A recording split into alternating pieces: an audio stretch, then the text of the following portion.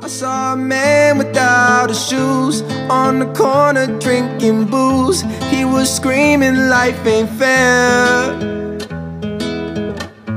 and he said his name was Pete. Asked him why he's on the street. He looked down with such despair. He told me back when I was 21, I had a wife, a job, a son.